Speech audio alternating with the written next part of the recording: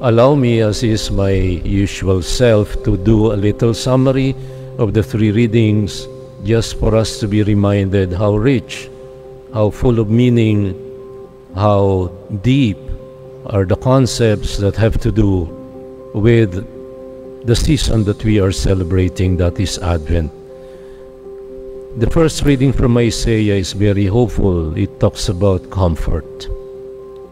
We are all looking for comfort, and that is something that we all should admit. We cannot stand now the small tricycles, and I pity those who are tall people from when the traffic is very bad in Doña Soledad. They are stooped for sometimes as long as an hour, just navigating Doña Soledad. There is of course a better way. There is Piaggio, there is Bajaj. There are bigger tricycles that I see in Osamis. I see in Maasin. I was there up until 2 days ago. But here, they remain tiny and very uncomfortable.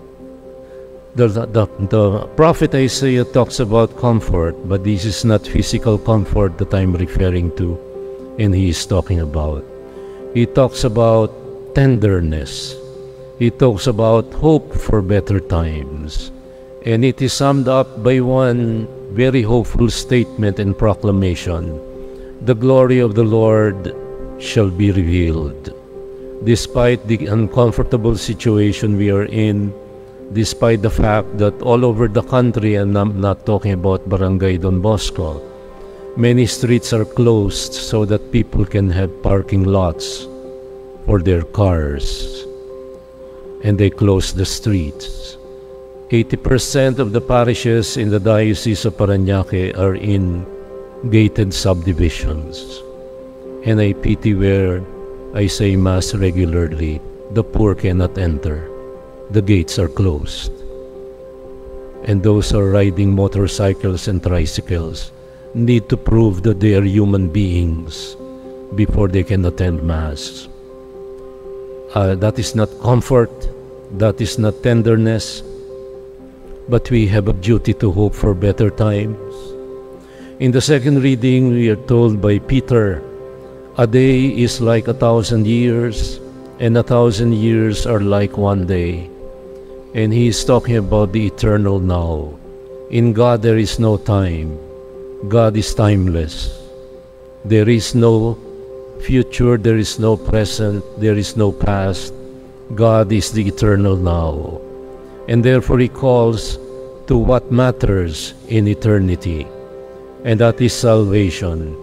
And he says, we are waiting for and supposed to be hastening the coming of the day of God. It is not just empty hoping. It is not just passive waiting. We are waiting for, but we have a duty to hasten the coming of the day of God. In the third reading, we are told the beginning of the gospel of Jesus Christ. And what is that beginning?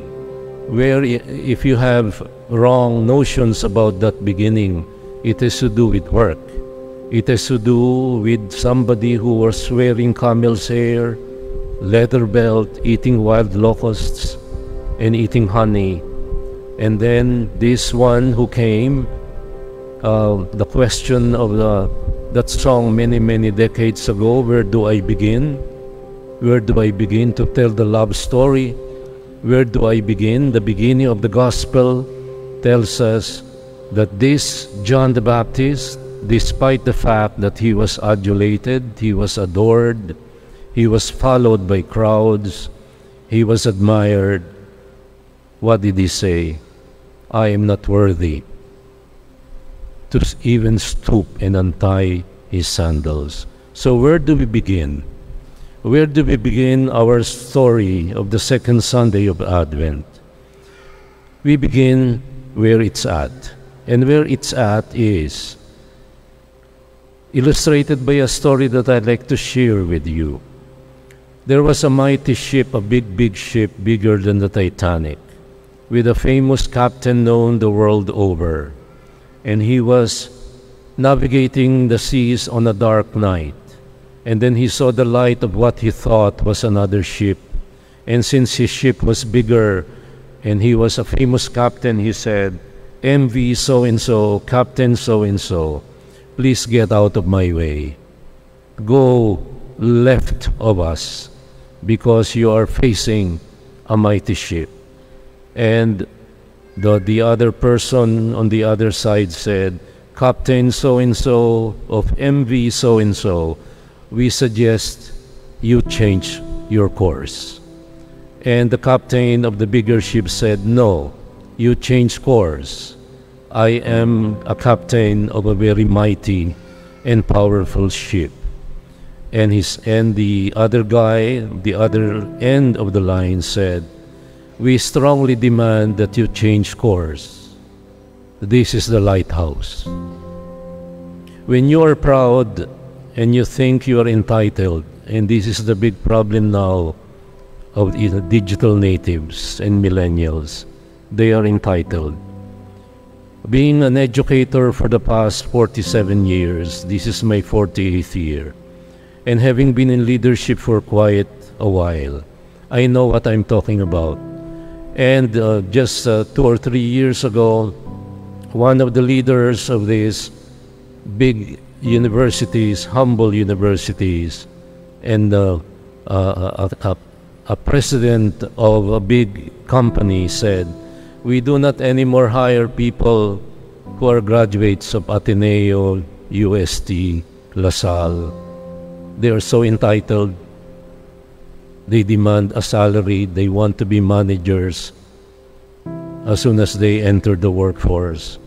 And where do they get their workforce? From the state universities and colleges, from universities down in the provinces, because they are less self-entitled. When you are a captain telling the lighthouse to move away and change the course, you are a proud man. You're not beginning well. The beginning of the gospel, according to Mark, says, "Behold, I am sending my messenger ahead of you. He will prepare your way." And so what does preparing our way mean? What does it mean? It means leveling mountains and patching up potholes. It means preparing the way of the Lord, and that means the Lord should not adjust, but we should adjust. What are our lessons for today? Big lesson. Today, the self-entitled spoiled brats are very well informed, but they get their information from Mr. Google and the University of Facebook. And now there is a new player in the long-term planning of the Chinese Communist Party. TikTok has overtaken the world of the young. That's where they learn wokeism. That's where they learn one-liners like Black Lives Matter. That's where they learn not to trust the church because the church is medieval and the priests are old-fashioned. And they talk about truth that only they are talking about. TikTok has conquered the world. We may be the lowest in the level of IQ in Southeast Asia, but we are proud to be number 1 in TikTok. And the young are all overtaken by TikTok. Dito pagka nagsisima mga bata, nandiyan sila sa likod, nandiyan sa harap, nakaganyan lagi, may paganyan-ganyan. They have tinatas pa yung paa.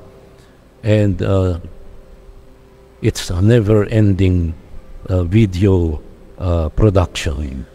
What are our lessons? Number 1 is a lesson on hope. The glory of the Lord shall be revealed whether we like it or not. The glory of the Lord shall be revealed. Number 2, the timeless, eternal God who went out of His way to adjust to our world of time and finite possibilities tells us what it means to begin rightly. Repent. Wait for better times, yes, but hasten the coming of the day of God. So our question today is, How do we wait for and hasten the coming of the day of God?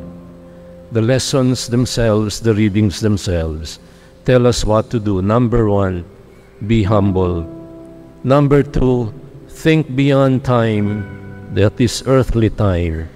Think beyond TikTok and WhatsApp and Instagram.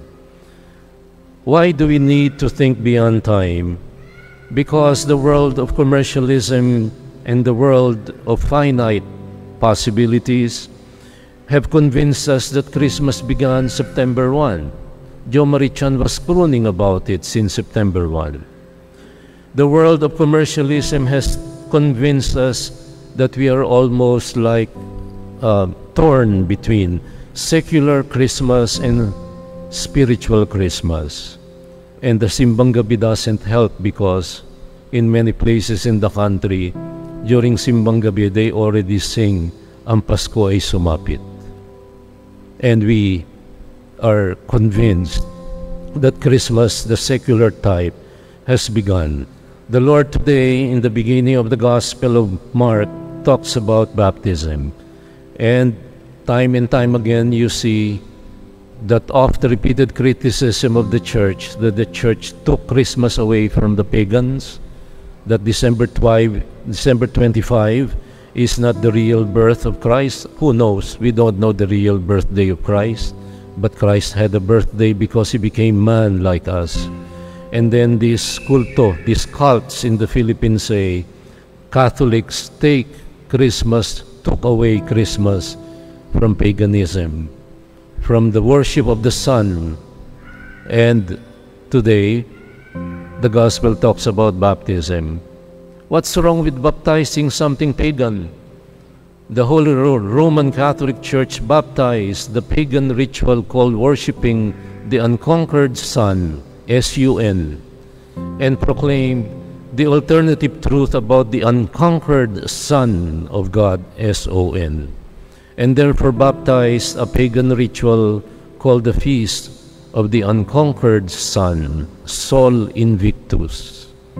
And we now replace it with a baptized new reality, the humble reality of a God who came down, became man like us, became humble and lowly like us, or maybe unlike us, in order to make us like Him and make us like unto God. Today the lesson is clear. How do we prepare the way of the Lord? Number 1 is be humble, and all the rest follows from it.